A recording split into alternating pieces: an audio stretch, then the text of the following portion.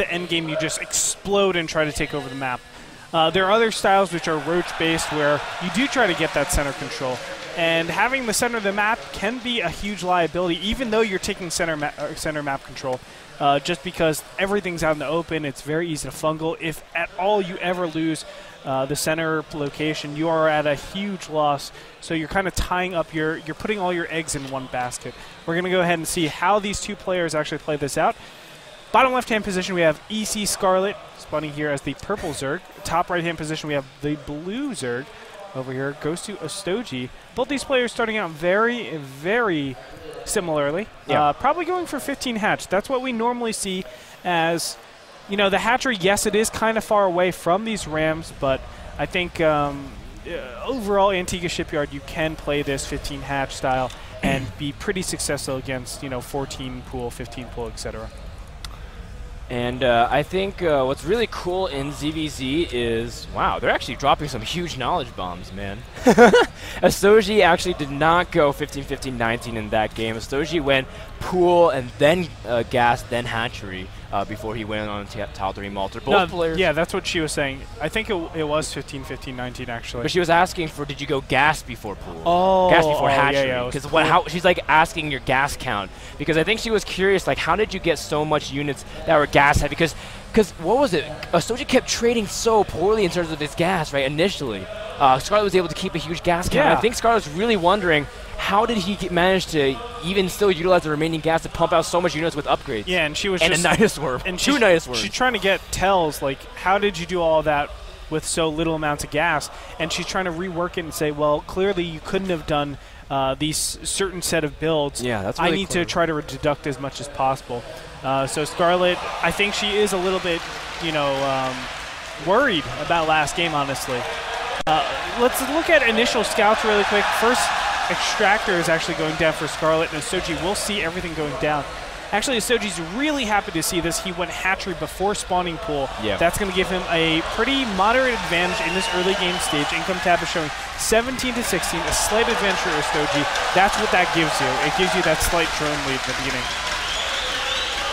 Andre, I have to apologize. The noise in here is so absurdly loud. Exactly. I can't even hear anything. I mean, Ostojiy's probably saying his sound's not working, yeah. but the decibel level here at NASL is just so loud. It's probably breaking computers at this point. And I am just so excited because, again, both these players, high caliber people, and they also deserve a huge round of applause. And I can't wait to see who comes out of this match. So, Andre, I think I hear you're talking about hatchery and pool timings. Can you say it one more time? I really apologize. No problem. I really it's can't just hear the anything. fact that Ostojiy was able to prioritize his hatchery first before his spawning pool, and thereby giving him an advantage in this early game stage. He'll have the larva advantage, but not only that, he should have the theoretical drone advantage since he doesn't, well, he can't allocate anything to Zerglings. I like his position a lot better. Yeah, I do also like that Scarlett, the way she's opening as well is a little bit more gas conservative, and you can see that she's squeezing in a little bit more drones later on, but she's getting her queens in staggered formation, so she's able to squeeze in more injects over time. Ostojiy's kind of just doing this pretty methodically by standard, getting a speed at a pretty standard weight, but again, nothing too different. It's just stylistic at this point. You can see they're off by 1 drone, 2 drones each, starting speed around the same time, ultimately having the same build. Yeah. But now you can just see how both players kind of approach openings in terms of safety and early game scouting. Well, it's so interesting because both these players are actually playing it very greedy. There are so many different indications. I shouldn't say indications, but there could be the possibility of some early super huge push. And both these players just saying, well, I'm hoping that you don't do something like this. Now, obviously, they have relative time if they can look, okay, my metabolic boost is about to finish. I'm not really scared of anything right there. Technically, there could be a huge surgence of Zerglings pop out from either of these two players, and they could catch the other one off guard. That's why we have these initial spine crawlers going down, but I still feel like both these players are playing a little bit greedy economically, but since they're both doing it, they're being paid off. Oh, the first differentiate of greenness is starting to separate. Scarlett squeezing out 4 drones before making any more Zerglings, and Ostojiy has a lot more in production. And you can see an Evo Chamber also dropping up, so Scarlett really wants to play more defensive Baneling while getting in more drones. And Ostojiy has a huge influx of Zerglings inbound, Andre.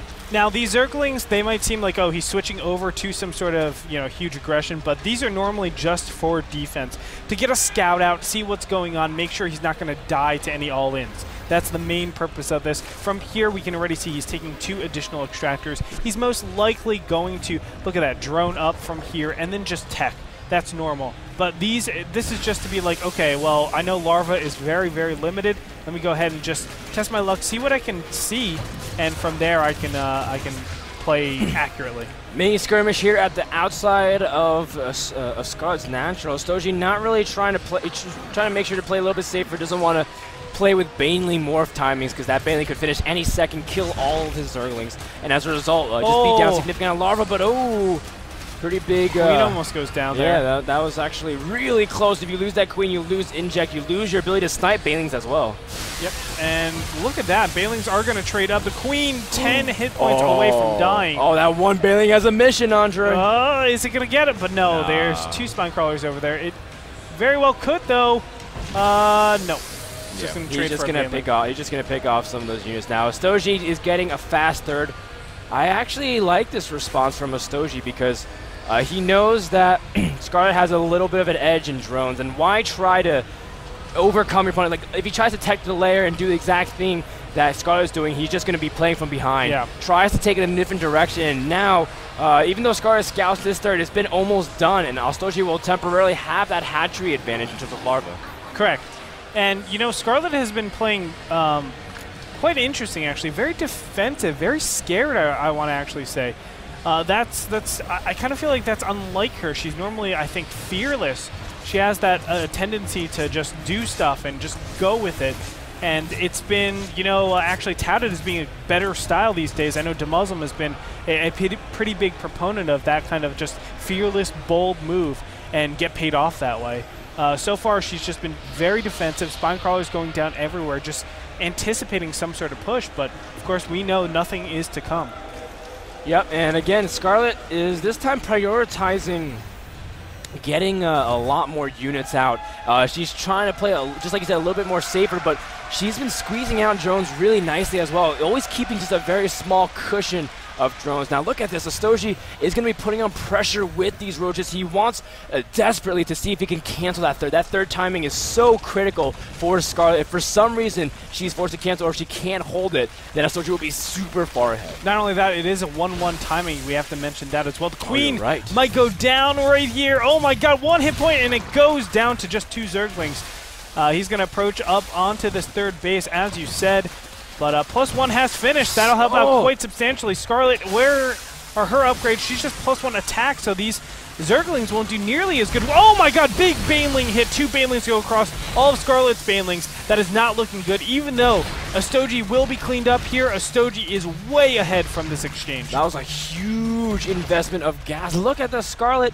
Does still have a lot of gas, but she's got pretty much nothing else to really back it compared to Ostojiy. Ostojiy does have that third hatchery, but you know what? Scarlett needed to crush it. He needed to be able to deal with that immediately. Otherwise, Ostojiy's reinforcements would have been a huge Baneling shot, killing a bunch of those rings as well. But nonetheless, Scarlett is pushing back Ostojiy and at least surviving for now. And Scarlett is getting out those first few infestors, and as long as she can survive long enough, Scarlett will at least be in a pretty decent position. Yeah, we can see Scarlett has been doing this style both games now, getting a very fast +2 melee, just trying to keep her Zerglings relevant in this army, and then reinvesting all the gas into infestors. And the infestors didn't work out last game because of that very critical Nidus Worm, but we'll see this game if it's able to do anything. Nice fungal growth. Is able to just latch onto those roaches. Ooh, oh, that one Baneling almost caught a huge chunk. But the big thing is that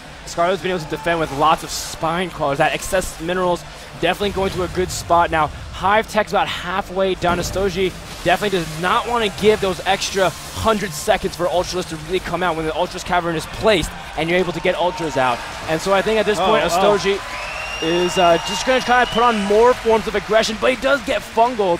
and it has to be really cautious, but wow, look at that, a burrow from Ostojiy. Yeah, Ostojiy has been constantly doing this, basically making the fungals absolutely useless. I mean, every single time he gets fungled, he just instantly burrows and then gets all of his energy back. Excuse me, gets all of his life. Here we go again, big fungal. Infestor is going to go down here. This is really difficult for Scarlett. Baneling gets in there and also gets a nice detonation, but still there's no more units out here for Scarlett. I don't know where all her units are. She's just falling back on the Spinecrawler Zergling. And it's okay into getting Ultralisks, but it's still a very difficult way to actually approach the game. Yeah, and I think the big thing is that Ostojiy's been able to trade damage and then heal them with burrows, so over time he's making really strong, efficient trades in terms of just constantly pressuring Scarlett and never giving her room. And of course, Ostojiy knows what his opponent's doing. He wants to hit before the hive timing can really kick in. You can see the Ultralisk Cavern still only about 75% done. It's still another good 50 seconds to a minute before Ultras can even be threat for Ostojiy, and he's constantly sending in reinforcements. But his big thing is that now Ostojiy has his own Infestors about to pop, Andre. Yeah, I don't know if Infestors are the best at this position, but I understand where he's at. He just wants to minimize the damage that those Zerglings can do. But there was a little bit of counterattack action going in the top middle position. That actually helped out Scarlett quite substantially.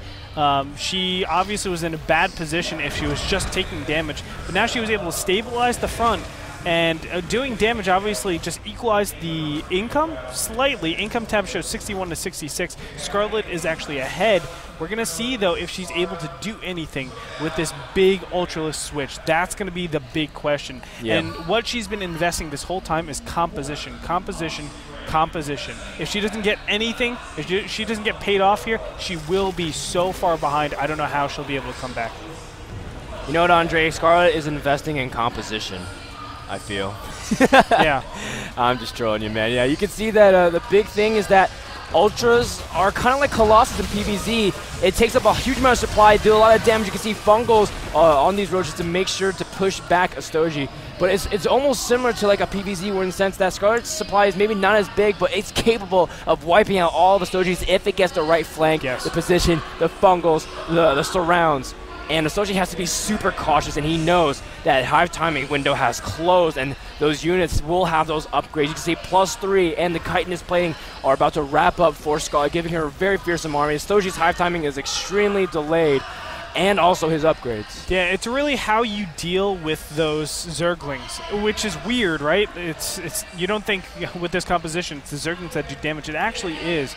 You need to make sure, just like when you're force fielding, you need to fungal those Zerglings, make sure they don't do a lot of damage, because if you don't let that happen, even in PvZ, Zerglings can wreck a Protoss.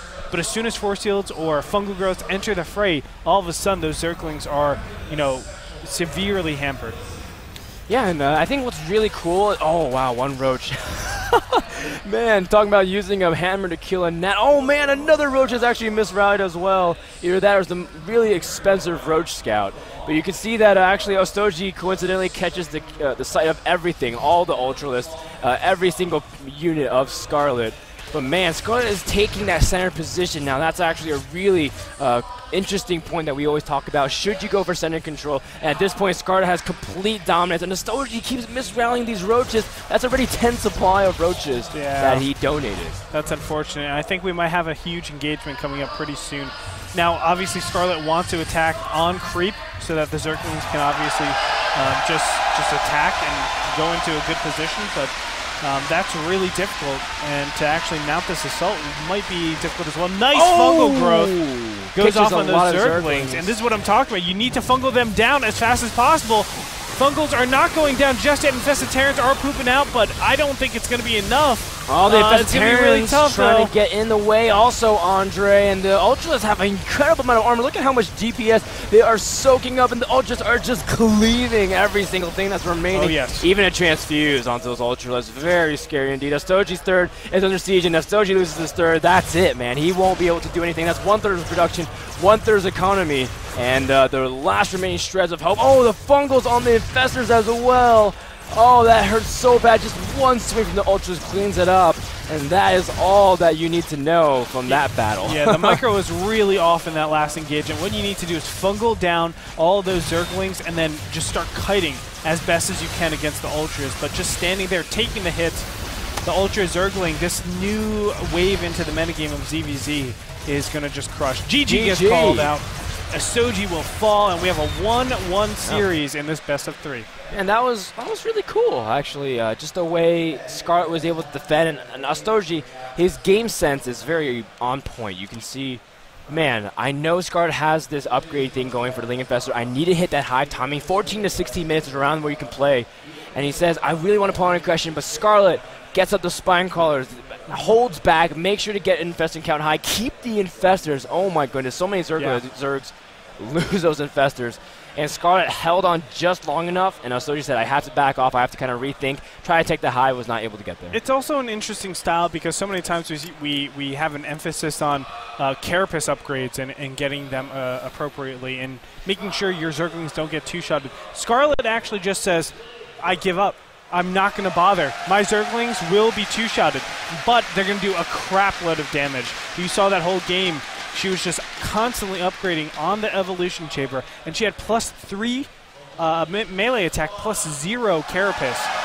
And she just relies on the chitinous plating to actually keep the Ultras alive. Yes, exactly. So it's a really, really interesting type of play, and I like what we're seeing. All right, so looks like we're getting ready for game number 3. Ostojiy saying, yeah, I tried to hit that timing, but I missed it, and I was not able to get it. So looks like we're going to go to Shakura's Plateau for game number 3. Good luck and have fun to both of our players. Now, the big thing, Greetorp, is that this is game 3. Win or go to loser's bracket at this point. And when you, I think it's estimated for a 13-man bracket, if you lose in the winner's bracket this early, it's 3 more rounds you have to play to catch up to it, because that's how many more rounds. Yep. And you just want to conserve yourself, especially because today is the marathon day. We get to, I think, the winner's bracket finals in the WCS, and then everything else. So you have to play a lot of games in order to really get that far, and that's more chances.